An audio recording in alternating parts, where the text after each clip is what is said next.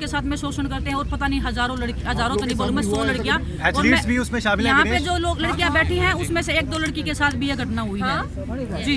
यहाँ पे जो बैठी हैं जी जी कितने पावरफुल लोग हैं जी, कितने पावरफुल लोग हैं। आज मैंने बोला है मेरे को नहीं पता कल मेरी लाइफ रहेगी नहीं रहेगी। कौन जी नहीं हम टाइम आने पे बोलेंगे ना, जो चीज नहीं नाम नहीं लेंगे किसी का भी, हमारी भी इज्जत है। हम लड़कियां हैं, हम हिंदुस्तान में सीरियस एलिगेशन सर हम ऐसे नहीं लगाते, लड़कियां हमारी इज्जत है। हम देश के लिए, हम देश हमारे को ऊंची नजरों से देखता है, हम अपने उनकी नजरों में गिरवाने और वही को चीज जो कैंप में लड़कियां होती हैं उनके साथ में बातचीत करवाते हैं लड़कियों की शोषण करवाने के लिए ही।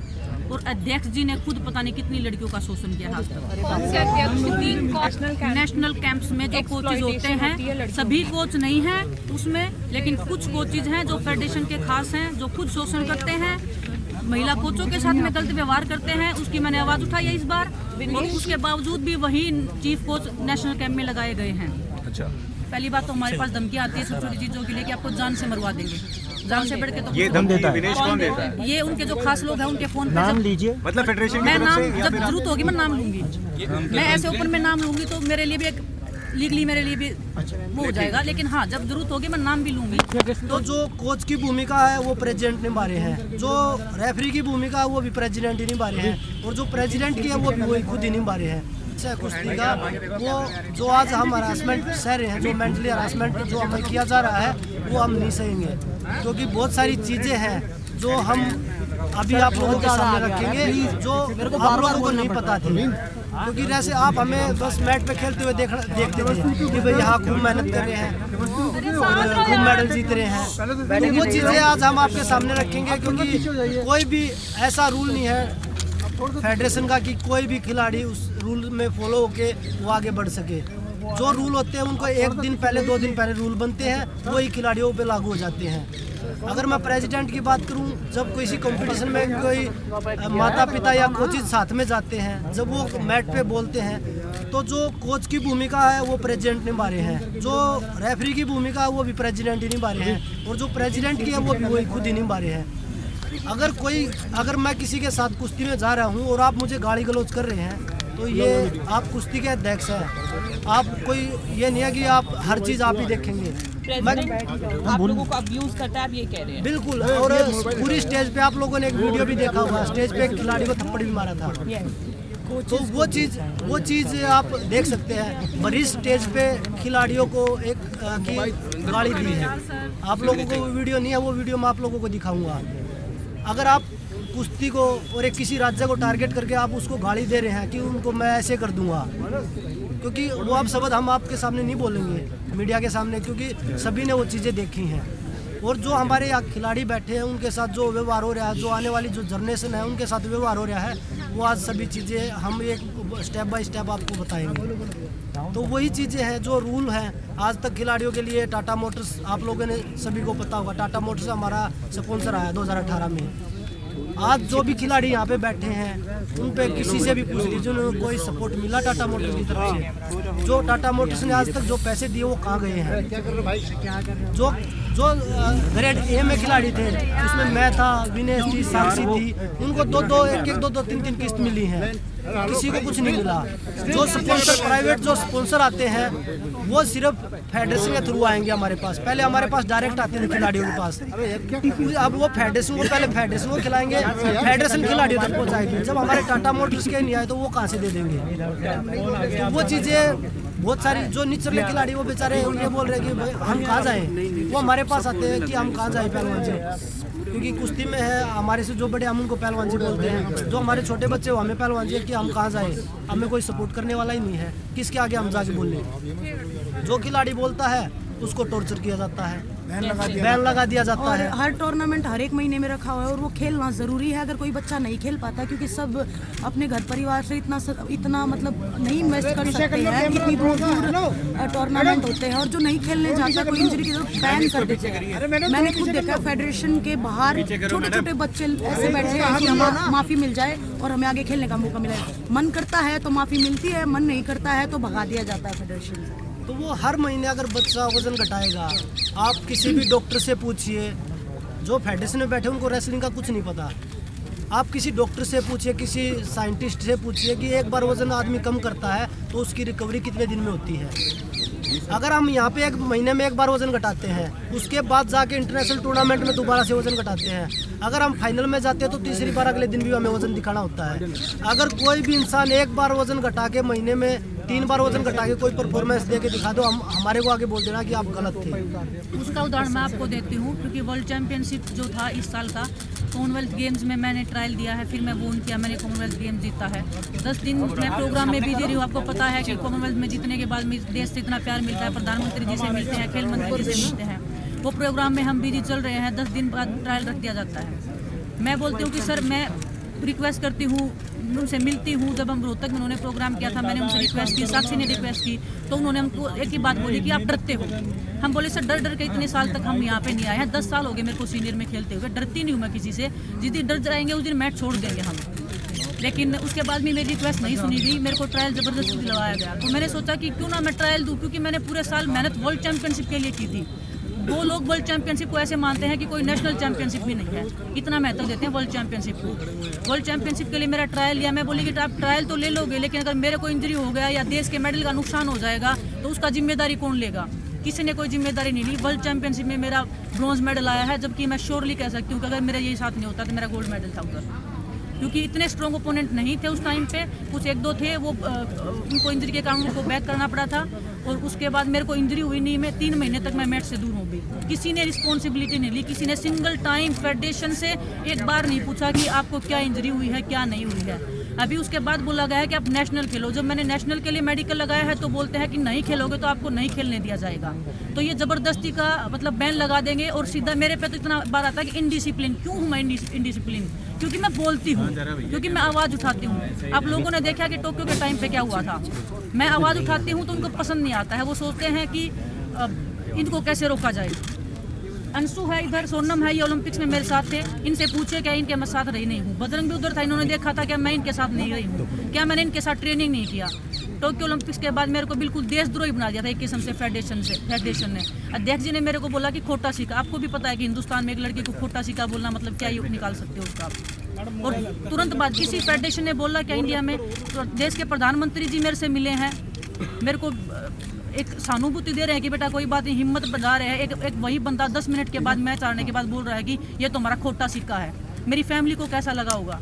मैं किस दौर से गुजरी थी उस टाइम पे। फेडरेशन ने मेरे को कितना मेंटल टॉर्चर किया था, मैं किसको बताऊं। जब मैंने वो आर्टिकल लिखा था, काफ़ी लोगों ने बोला कि ये एक कवर अप करने के लिए। कवर अप नहीं था वो एक रियल स्टोरी थी एक एथलीट की, और हर एक एथलीट को पता है कि हम किस दौर से गुजर रहे हैं। इतना मेंटल टॉर्चर हुई थी कि मैं मरने तक स्टेज तक चली गई थी। मैं हर दिन खुदकुशी करने की सोच रही थी। क्या मैं अगर मेरे को कुछ हो जाता, मेरी फैमिली क्या करती, मतलब मेरे बाद कौन जिम्मेदारी लेता इस चीज़ की? और मैं आज भी बोल रही हूँ, अगर किसी भी खिलाड़ी को कुछ भी होगा रेसलिंग में तो प्रेसिडेंट, देश जो हमारे रेसलिंग प्रेसिडेंट है वो जिम्मेदार रहेंगे, हमारी फेडरेशन जिम्मेदार उस चीज़ की। हम इतना मेंटल टॉर्चर हैं। बजरंग मेरे को बोलते हैं कि मेंटली वीक है। मैं मेंटली वीक नहीं हूँ। मैं 10 सालों से मैं सीनियर में खेल रही हूँ। उसके बाद भी मेरे को बोल दिया जाता है कि हाँ चलो इसका तो मेंटल स्टेटस ठीक नहीं है। इसका तो बहुत गुस्सा आता है। मेरे को गुस्सा नहीं आता। मेरी फैमिली से पूछो, जब मेरा रेसलिंग को मैं 5 साल से जब 5 साल की थी मैं तब से मैं लड़ रही हूँ, उस रेसलिंग को मैं जीतती हूँ हर दिन। अगर वो रेसलिंग मेरे से कोई छीनने की कोशिश करता है, मेरे को गुस्सा उस टाइम पे आता है। मेरी इतनी इमेज मतलब गलत पोर्ट्रेट कर दी गई है मीडिया में। फेडरेशन हमारे बारे में इतना नेगेटिव निकलवाती है मीडिया में। हम एथलीट पे कितना मेंटली मतलब इफेक्ट करता होगा उस चीज़ का। क्या किसी भी फेडरेशन ने इस चीज़ का कभी रिस्पॉन्सिबिलिटी लिया कि हम एथलीट का मेंटल स्टेटस हम जाने कि क्या है, क्या नहीं है, किस लेवल का है? अभी लेटेस्ट बजरंग और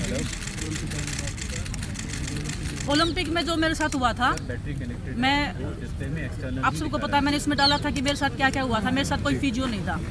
क्या उस टाइम पे हम 4 महिला खिलाड़ियों के साथ में फिजियो जाना जरूरी था, या अध्यक्ष जी का जाना ओलंपिक विलेज में जरूरी था? उनके साथ में जो हमारी विनोद जी सेक्रेटरी हैं उनका जाना जरूरी था, या मेरे साथ, या मेरी जो महिला जो 4 लड़कियां थी उनके साथ में कोई महिला फिजियो का होना जरूरी था? क्या किसी ने उनसे सवाल किया इस बारे में? मुझे दोषी ठहरा दिया गया। जब मैं वेट कम कर रही थी 2 दिन तक, कोई मुझे संभालने वाला नहीं था। मेरे मुंह में पानी की बूंद नहीं थी 2 दिन तक।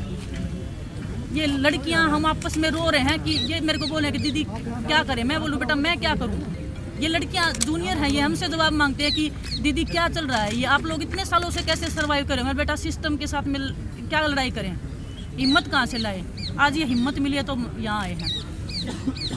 और हिम्मत है, ये हमारे जूनियर खिलाड़ी हैं जो हमारे साथ खड़े हैं। और हम भीड़ इसलिए इकट्ठा नहीं करना चाह रहे क्योंकि हम शांति से हम प्रदर्शन करना चाह रहे हैं, नहीं तो देश के सभी पहलवान जो रेसलिंग में जुड़े हुए हैं वो सभी हमारे साथ हैं। और ऐसी चीज़ नहीं है कि हम यहाँ 20-30 आदमी आए हैं तो सिर्फ इसलिए, हम बस शांतिपूर्वक इसका समाधान चाह रहे हैं। बजरंग जी, डिमांड क्या है आप लोगों की, और आप लोगों की सीधी बातचीत और पहुंच प्रधानमंत्री तक है, फिर आप लोगों को प्रदर्शन पर क्यों बैठना पड़ रहा है, आपकी बात पहुंच क्यों नहीं रही ऊपर? देखिए, हम चाह रहे हैं कि भाई जो फेडरेशन है उसका बदलाव हो, और प्रधानमंत्री जी ने हमेशा खिलाड़ियों का सपोर्ट किया है और हमें उम्मीद है कि अब भी वो हमारा सपोर्ट करेंगे और ये समाधान प्रधानमंत्री जी और गृह मंत्री जी जरूर करेंगे। बजरंग, आप एक वीडियो के बारे में बोल रहे थे जिसमें वो गाली भैया एक बजरंग, आप एक वीडियो के बारे में बोल रहे थे जिसमें नेताजी गाली गलौज कर रहे थे, जो आप बोल रहे हैं कि वो उसके बारे में विस्तार से बताया कि वो कौन कब की घटना है, कब गाली गलौज हुआ? अभी उधर की है, रांची की है, और पिछले नेशनल था और कोई खिलाड़ी था वो उसमें शायद हरियाणा का ही खिलाड़ी हो कोई, तो उसको बोला था उन्होंने कि हरियाणा ने आज तक कोई नेशनल करवाया है, तो उसमें ऐसा अभद्र शब्द प्रयोग किया गया था जो मैं आप लोगों के सामने नहीं बता सकता क्योंकि हमारे साथ महिला खिलाड़ी भी है, और जो शोषण हमारे जो कुश्ती के साथ हो रहा है तो वो बहुत गलत हो रहा है। दिनेश, आपने जो मेंटल टॉर्चर की बात की, आपने बहुत बड़ी बात भी बोली कि आप सुसाइड के बारे में भी सोच रही थी, तो कहीं ना कहीं इतना वक्त क्यों लगा आपको बाहर आके बोलने के लिए, या आज ऐसा क्या हुआ कि आप लोगों को लगा बस अब और नहीं, अब हमें बोलना है? देखिए, आप सबको पता है, बहुत सारे जर्नलिस्ट लोग जो स्पोर्ट्स को कवर करते हैं उनको पता है कि कितने पावरफुल वो हैं, कितने बार के वो MP हैं, पैसा उनके पास है, पावर में वो बैठे हैं, पावर पोजीशन पे बैठे हैं। तो हम एथलीट को मतलब यही कि वो पहली बात तो हमारे पास धमकी आती है छोटी छोटी चीज़ों के लिए कि आपको जान से मरवा देंगे, जान से बढ़ के तो ये धमकी विनेश कौन देता है? ये उनके जो खास लोग हैं उनके फोन पे नाम लीजिए, मतलब फेडरेशन मैं नाम जब जरूरत होगी मैं नाम लूंगी, मैं ऐसे ओपन में नाम लूंगी तो मेरे लिए भी एक लीगली मेरे लिए भी वो हो जाएगा, लेकिन हाँ जब जरूरत होगी मैं नाम भी लूंगी। टोक्यो ओलंपिक्स के बाद में फेडरेशन के ही खास बंदे हैं। टोक्यो ओलंपिक्स के बाद में मेरे पास जब मैं प्रधानमंत्री जी से मिली, मैंने शिकायत किया, प्रधानमंत्री जी ने मेरा सपोर्ट किया, मेरे को 2 साल के लिए बैन कर रहे थे इनडिसिप्लिन में, जबकि मेरा कोई गलती नहीं था। अगर मेरा गलती था, मैंने सिंगलेट पहना था, वो भी क्या उस सिंगलेट पे विनेश नहीं लिखा था? क्या उस सिंगलेट पे तिरंगा नहीं था? क्या उस सिंगलेट पे इंडिया नहीं लिखा था? इतना जो हमारा किट होता है वो इतना 0 क्वालिटी का होता है कि हम उसको पहन के कंफर्टेबली फील नहीं करते, तो मैं क्या ही रेसलिंग करेंगे। और मेंटल कितना वो होता है कि हम अगर अच्छे से कॉस्ट्यूम नहीं पहन रहे, हमारी फैमिली देख रही है अच्छे से किट नहीं पहन रहे हैं, तो मैंने सिर्फ वो सोच के कि ओलंपिक्स में आई हूँ, मेरे माइंड में 1% कहीं पे ये नहीं होना चाहिए कि ये हो रहा है, सिर्फ मेरा रेसलिंग पे फोकस होना चाहिए, इस करके मैंने वो कॉस्ट्यूम पहना था। के बारे में आपने PM को बताया था? जी, मैंने सब बता रखा है, सर ने बात की थी, उन्होंने बोला था कि कुछ नहीं होगा, और भगवान की दया से मैं ठीक हूँ, क्योंकि मेरे को तो यकीन भी नहीं था कि टोक्यो के बाद में वो बंदा मेरे को जिंदा रहने भी देगा कि नहीं रहने देगा, इतना टॉर्चर मेरे को मेंटली किया था। बहुत सीरियस एलिगेशन लगा रही हैं आप ये। मैं सीरियस लगा रही हूँ क्योंकि मेरे साथ हुआ है, आपके साथ होगा तो शायद आप भी बोलेंगे। हम जितने भी एथलीट हैं हम झूठ की कमाई नहीं खाते, हम सच पे जिंदा हैं, हम सच्चे हैं, तो आज हम यहाँ पे खड़े हैं। अभी फेडरेशन मेरा जो कोच था उसके बारे में इतनी गलत बातें बोलेगी कि वो हमारी कंट्री का पैसा खा के भाग गया। आज कोई भी बाहर से कोच यहाँ आने को रेडी नहीं है, सिर्फ क्योंकि इन्होंने इतनी इमेज पोर्ट्रे कर दी। हम किसी को सामने से अप्रोच करने लायक नहीं छोड़े कि प्लीज़ आप हमारी कंट्री में आइए, हमें कुछ सिखाइए रेसलिंग के लिए। हमको इंडिया में कोचिंग का इतना अच्छा नहीं है और बाहर से हम लेके नहीं आ सकते, तो हम एथलीट जाएं तो कहाँ जाएं? और बाहर के कोचेस दिनेश जी, अभी तोमर यहाँ फेडरेशन से मौजूद थे, उनसे हमने जब बातचीत करी तो उनका कहना है कि खिलाड़ियों ने या रेसलर्स ने कभी हमें कोई कंप्लेंट करी नहीं, हमें बताते ही नहीं। भाई वो अपना पक्ष रखेंगे, वो सुनते ही नहीं, तो उनको क्या पता लगेगा कि हमने रिक्वेस्ट करी है या नहीं करी है। और मेल भी होंगे हमारे पास, उनके पास किए हुए। एक छोटा सा एग्जांपल है, मैं ओलंपिक के बाद से लगातार मैंने नेशनल खेला है, और ऐसा नहीं है कि मैं टूर्नामेंट से भागी हूँ, कोई भी नहीं भागता, इवन विनेश भी नहीं भागती। एक नेशनल के लिए रिक्वेस्ट की थी कि कैंप में नाम डाल दो, क्योंकि कई बार साल थोड़ा एक्टिव हो गया, थोड़ा इंजरी है, तो एक रिक्वेस्ट की। आप बोल रहे नहीं सुनते, कैंप में नाम नहीं है, सोनम का नहीं है, अंशु का नहीं है, ये फ्यूचर है, मेरा नहीं है, मैं भी खेलना चाहती हूँ अभी, और मेरा नाम आया है। इतनी रिक्वेस्ट के बाद में, इतना झगड़ा करने के बाद में मीटिंग हुआ है, इतना झगड़ा हुआ है, उसके बाद मेरा और बजरंग का नाम लिस्ट में आया है। रैंकिंग के लिए हमने नाम बोला कि रैंकिंग में प्लीज हमारा नाम डाल दीजिए, क्योंकि हमारा ये सीजन शुरू हुआ है। तो बोल रहे हैं कि आप हमें फिटनेस टेस्ट दो। क्या 10 सालों तक हमने इनफ फिटनेस टेस्ट नहीं दिया है मैट के ऊपर? क्या पीवी सिंधु जब इंजरी के बाद आई है उसने फिटनेस टेस्ट दिया आने से पहले? क्या नीरज चोपड़ा को इंजरी हुई थी, उन्होंने फिटनेस टेस्ट दिया था? हर एक एथलीट इंजरी के बाद आता है तो इतना फिट नहीं रहता, सबको पता। लेकिन हम वही देखने के लिए तो खेलते हैं ना कि हम कितना फिट है कितना अनफिट है। तो अब आप लोगों की डिमांड्स क्या है? आप चाहते हैं कि प्रेसिडेंट को रिमूव किया जाए या क्या किया जाए? अगर स्पोर्ट्स मिनिस्ट्री या सेंट्रल रिक्वेस्ट कर करके हम थक चुके हैं। कितनी बार रिक्वेस्ट करें, क्योंकि कई साल से चल रहा है ये चीज़ें। अब हम खिलाड़ियों को कोचेज बोल रहे हैं, फिजियो बोल रहे हैं। विनेश ने बताया टोक्यो ओलंपिक में आप सबको पता था मेरे नी में इंजरी थी। ओलंपिक तक मेरे पूरा फोकस रहा। सभी अपना क्रेडिट के लिए फेडरेशन ने बहुत मदद करी, क्योंकि हमें बोला जाता कि फेडरेशन का नाम लीजिए आप कि आप मदद करी है, ट्वीट करवाते हैं। तो उन्होंने मेरे से ट्वीट करवाया। टोक्यो ओलंपिक के आने के बाद किसी ने पूछा? 6 महीने तक मैंने खुद ट्रेनिंग करी, खुद रिहैब किया, लेकिन किसी ने नहीं पूछा कि आप कैसे कर रहे हो। डिमांड क्या है? और वही बता रहा हूँ, अभी कोचेज के लिए बोल रहे हैं, फिजियो के लिए बोल रहे हैं। उन्होंने क्या बोला कि भाई इंडिया में कोई फॉरेनर कोच नहीं आएगा। चलो अच्छी बात है, हमारे कोचेज कमजोर नहीं है, नहीं आएगा, पर अब अनफिट है। तो अब आप लोगों की डिमांड्स क्या है? आप चाहते हैं कि प्रेसिडेंट को रिमूव किया जाए या क्या किया जाए? अगर स्पोर्ट्स मिनिस्ट्री या सेंट्रल रिक्वेस्ट कर करके हम थक चुके हैं। कितनी बार रिक्वेस्ट करें, क्योंकि कई साल से चल रहा है ये चीज़ें। अब हम खिलाड़ियों को कोचेज बोल रहे हैं, फिजियो बोल रहे हैं। विनेश ने बताया टोक्यो ओलंपिक में आप सबको पता था मेरे नी में इंजरी थी। ओलंपिक तक मेरे पूरा फोकस रहा। सभी अपना क्रेडिट के लिए फेडरेशन ने बहुत मदद करी, क्योंकि हमें बोला जाता कि फेडरेशन का नाम लीजिए आप कि आप मदद करी है, ट्वीट करवाते हैं। तो उन्होंने मेरे से ट्वीट करवाया। टोक्यो ओलंपिक के आने के बाद किसी ने पूछा? 6 महीने तक मैंने खुद ट्रेनिंग करी, खुद रिहैब किया, लेकिन किसी ने नहीं पूछा कि आप कैसे कर रहे हो। डिमांड क्या है? और वही बता रहा हूँ, अभी कोचेज के लिए बोल रहे हैं, फिजियो के लिए बोल रहे हैं। उन्होंने क्या बोला कि भाई इंडिया में कोई फॉरेनर कोच नहीं आएगा। चलो अच्छी बात है, हमारे कोचेज कमजोर नहीं है, नहीं आएगा, पर अपनी खुद ही पर्सनल एकेडमी में वो फॉरेनर कोच लेके आ रहे हैं, जब हमारे इंडिया में कोच नहीं है। जो पर्सनल चीज़ें होती हैं उनमें तो वो बेस्ट से बेस्ट करेंगे, और जो खिलाड़ी हैं जिनको चाहिए होता है उनको वो बोला हमारे इंडिया में बेहतर कोच है। डिमांड बताइए बजरंग भाई, डिमांड क्या यही है कि कि आप धरने पे बैठे हैं आज? देखिए, ये हमारे साथ हो रहा है, जो कई साल से रिजल्ट दे रहे हैं। हम 2013 से मैं सीनियर कैंप में हूँ, 2012 में आया था मैं, तब से रिजल्ट दे रहा हूँ, और विनय सर भी तब से हैं। तो आज तक हमने कोई ऐसा टूर्नामेंट नहीं किया हमने देश के लिए मेडल ना जीता हो। हमारी डिमांड जो है, हम वो उनको ये नहीं बोल रहे कि हमारा घर बना के दीजिए आप, या हमारे को अच्छी अच्छी गाड़ियाँ दीजिए। जो रेसलिंग के रिलेटेड होती है वही चीज़ें हम उनसे मांगते हैं, वो हमारी पूरी नहीं हो पाती। जैसे कि अच्छे कोच जो नेशनल कैंप में जो कोच होते हैं, मैंने इतना रिक्वेस्ट किया अभी चीफ कोच के लिए। जो कोचेज होते हैं वो खुद लड़कियों का शोषण करते हैं, महिला कोचों के साथ में बुरा बर्ताव करते हैं। ये जो बात आप कह रही हैं विनेश, शोषण वाली, ये आपके जानकारी में कुछ ऐसा आया है? नेशनल कैंप है, जूनियर्स का है, कोई सीनियर खिलाड़ी है? नेशनल कैंप्स में जो कोचेज होते हैं, सभी कोच नहीं हैं उसमें, लेकिन कुछ कोचेज हैं जो फेडरेशन के खास हैं, जो खुद शोषण करते हैं, महिला कोचों के साथ में गलत व्यवहार करते हैं। उसकी मैंने आवाज़ उठाई है इस बार, और उसके बावजूद भी वही चीफ कोच नेशनल कैंप में लगाए गए हैं। अच्छा, हाँ जी, मतलब जी। एक आपने कोचेस की बात बोली, दूसरा और डिमांड, और वही कोचेस जो कैंप में लड़कियां होती हैं उनके साथ में बातचीत करवाते हैं लड़कियों की, शोषण करवाने के लिए ही। और अध्यक्ष जी ने खुद पता नहीं कितनी लड़कियों का शोषण किया है। आप खुद कह रहे हैं कि उन्होंने सेक्सुअल हैरेसमेंट किया। बहुत सारे जो स्पोर्ट्स जर्नलिस्ट हैं उनको पता है, उनके पास कोई प्रूफ नहीं है, कोई बोल नहीं पाता है। बहुत सारे जर्नलिस्ट लोगों ने मैं बोला है जी, सेक्सुअल हैरेसमेंट जी। जो कोचेज होते हैं जो हमारे वुमेन्स कैंप में, उनमें से कुछ कोचेज, सभी नहीं है, महिलाओं के साथ भी और लड़कियों के साथ भी, और वही लड़कियों से बात करवाते हैं, और फिर अध्यक्ष जी उनके साथ में शोषण करते हैं। और पता नहीं हजारों तो नहीं बोलूं मैं, 100 लड़कियां, और भी उसमें शामिल है। यहाँ पे जो लोग लड़कियां बैठी हैं उसमें से 1-2 लड़की के साथ भी यह घटना हुई है जी। यहाँ पे जो बैठी है जी, तो ये आपने पहले क्यों नहीं आवाज उठाई इस बार? कितने पावरफुल लोग हैं जी, कितने पावरफुल लोग हैं। आज मैंने बोला है, मेरे को नहीं पता कल मेरी लाइफ रहेगी नहीं रहेगी।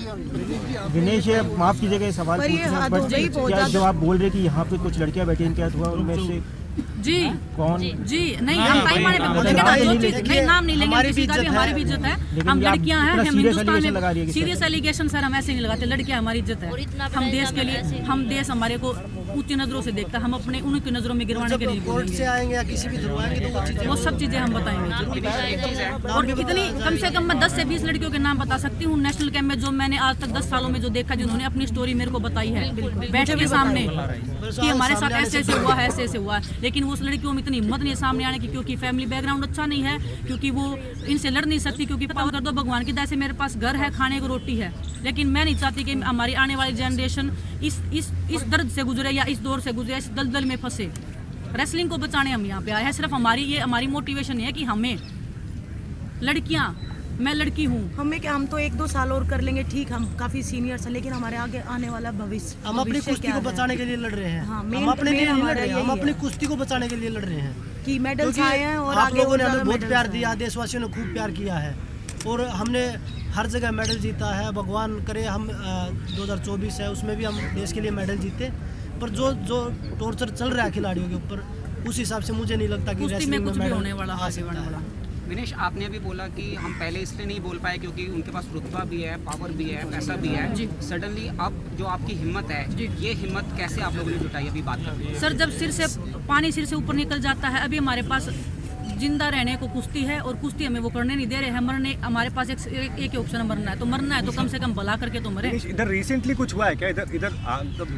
इधर कुछ हुआ है क्या जिसकी वजह से मतलब हाल फिलहाल डेली होता है सर, डेली होता है सर। सालों से आप बहुत, जब से अध्यक्ष जी को हम जानते हैं तब से हम यही कहानियां सुन रहे हैं। और मैं बता रही हूँ ना, यहाँ बैठी लड़कियों के साथ भी अगर हुआ है तो उनमें से कोई एक दो तो है। हमारा कैंप लखनऊ लगता है, हमने बहुत बार रिक्वेस्ट किया कि सर हमारा लखनऊ में कैंप क्यों लगाया जाता है। हमने प्रधानमंत्री जी से लेके, हमने खेल मंत्री जी से, हमने सबको रिक्वेस्ट करके हमने लेटर भी घर है वहाँ, शोषण इजीली हो पाए और उनका वहाँ रीच इजीली। मोस्टली रेसलर है या यूपी से है या इधर से है, हरियाणा से है सब, और पेरेंट्स अलाउड नहीं है। हमारी निजी जिंदगी में दखलंदाजी करते हैं कि मैंने किससे शादी कर ली, कौन मेरा बॉयफ्रेंड है, कौन मेरी गर्लफ्रेंड है, बजरंग ने किससे शादी कर ली, अभी शादी क्यों कर रहे हो। मतलब हमारी निजी जिंदगी में भी उनका दखलंदाज इतना है कि हमारी फैमिली तक की उनको खबर रहनी चाहिए कि हमारी फैमिली में भी कौन जी रहा है, कौन मर रहा है। अब कब तक आप लोग प्रोटेस्ट पे हैं? आगे जब तक उनको नहीं हटाया जाएगा बिल्कुल, और हम ये कुश्ती का भविष्य है, ये सुरक्षित हाथों में नहीं जाएगा, तब तक हम यही हैं, चाहे हमें मरना पड़ जाए, जीना पड़ जाए, बैठे रहेंगे जंतर मंतर पे। क्या ये कंटिन्यू रहेगा आप लोगों का, ये धरना कंटिन्यू रहेगा? ये साल बहुत इम्पोर्टेंट है बजरंग भाई, जब तक कार्रवाई नहीं होगी तो क्या कंप्लीटली मैच से? बिल्कुल भाई, हम कोई भी टूर्नामेंट नहीं खेलेंगे, चाहे, क्योंकि हम अपनी कुश्ती का भविष्य अंधकार में नहीं डाल सकते। अगर हमने आवाज़ उठाई है तो हम अपनी कुश्ती को दोबारा से जिंदा करवा के ही छोड़ेंगे, चाहे उसके लिए जब तक W5 प्रेसिडेंट को नहीं हटाया जाता है, आप में से कोई भी किसी भी कंपटीशन में पार्ट नहीं लेंगे। कोई बात नहीं, हम धरने पे बैठे रहेंगे। आप बताइए ना, जो बंदा इतने सब अगर कर्म कर रहा है, इतने अच्छे कर्म जो कर रहा है, उसको अध्यक्ष पद पे रहने का एक है क्या अधिकार है? कितनी ही, मैं बता रही हूँ, कितनी ही लड़कियों की स्टोरी मेरे को पता है जिन्होंने सामने बैठ के रो रो के हमें स्टोरियाँ सुनाई है नेशनल कैंप में, लेकिन हम कर क्या सकते हैं। बजरंग, विनेश, आपने स्पोर्ट्स मिनिस्ट्री से कोई बात करने की कोशिश की है? कुछ बात हुई है वहाँ पर? अभी हमने किसी से बात नहीं करी है और अभी हम कॉन्फ्रेंस आप लोग पहुँचाएंगे वो चीज़ें, तो सभी देखें। हमारी रिक्वेस्ट सिर्फ प्रधानमंत्री जी से और गृह मंत्री जी से है कि हम उनसे मुलाकात करके हम अपना सारा जो आप नाम पूछ रहे थे, हम उनके सामने वो चीज़ें बता भी सकते हैं और वो ही इस चीज़ मुद्दे को हटा सकते हैं। मतलब लड़कियों के नाम जो जिनके साथ बजरंग, ये भी है कि आप जहाँ तक देखा गया है कि जब कभी भी है ना खिलाड़ी फेडरेशन के अगेंस्ट में आके खड़े हो जाते हैं तो फेडरेशन उनके पीछे पड़ जाती है। ठीक है, आप लोगों तो अपने करियर के उस पड़ाव पे है कि जहाँ 1-2 साल और, बट काफ़ी यंग जो आपके साथ अब बैठे हैं, सोनम है, अंशु है, जिनका करियर भी बहुत आगे है, वो लोग भी कहीं। आपको क्या लगता है सर, जिस तरह से शोषण हो रहा है, ये लोग वहाँ तक पहुँच पाएंगे क्या? मैं कितना, मैं फेडरेशन करियर खत्म करने पे आ जाती है। मेरा तो अभी तक ओलंपिक्स में मेडल नहीं आया है, मैं 2024 की तैयारी करी हूँ, मैं कोई बहुत ज़्यादा सीनियर या मेरी ओवर एज नहीं हुई है, लेकिन मैं फिर भी आई हूँ ओलंपिक्स के लिए। मैं जी रही मर रही हूँ। अगर मेरा मेडल नहीं आया ना तो शायद मैं ये भी सोचूँ कि मैं मर भी जाऊँ उस मेडल के लिए। कोई ये भी बोल रहा है मरने के बाद वो मेडल मिलेगा, वो मरने को भी तैयार उस मेडल के लिए। वो बंदा मेरे को हर दिन मेंटली टॉर्चर कर रहा है, हर दिन, हर एक चीज़ के लिए। हर कोई भी परमिशन है, नाम लेना है, हर दिन पैरों में गिड़गिड़ाओ, भीख मांगो, ये करो वो करो। तो मर्जी हैं जो हमारे रेसलिंग में असिस्टेंट सेक्रेटरी के पोस्ट पे वो बैठे हैं, जो भी बच्चे जाते हैं कभी उनको गिफ्ट देते हैं, कभी घी देते हैं, कभी दूध देते हैं, कभी पैसे देते हैं, तब उनके नाम डालते हैं कैंप में, कोचेज के नाम डालते हैं इंटरनेशनल कैंप के लिए पैसे लेके। जो टोक्यो ओलंपिक्स में जो वुमेन्स टीम के साथ में जो एक कोच गया था राजीव तोमर, वो उनको वुमेन्स रेसलिंग का कुछ भी नहीं पता, ना कभी वो हमारी टीम के साथ में थे कभी भी, क्योंकि उनको रेलवे में प्रमोशन होना था तो उनको टोक्यो ओलंपिक से भेज दिया गया पैसे लेके, और उसके बाद में हमारा क्या रिजल्ट था? 0। ना हमारे साथ फिजियो है, ना हमारे पास कोई भी अच्छा कोच है, तो रिजल्ट क्या रहेगा? अच्छा विनेश, इस बार टोक्यो ओलंपिक विनेश, आपने अभी बोला कि हम पहले इसलिए नहीं बोल पाए क्योंकि उनके पास रुतबा भी है, पावर भी है, पैसा भी है।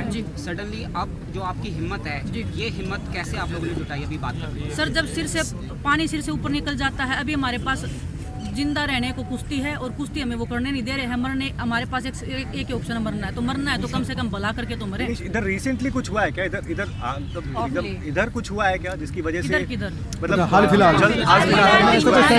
डेली होता है सर, डेली होता है सर। सालों से आप बहुत, जब से अध्यक्ष जी को हम जानते हैं तब से हम यही कहानियां सुन रहे हैं।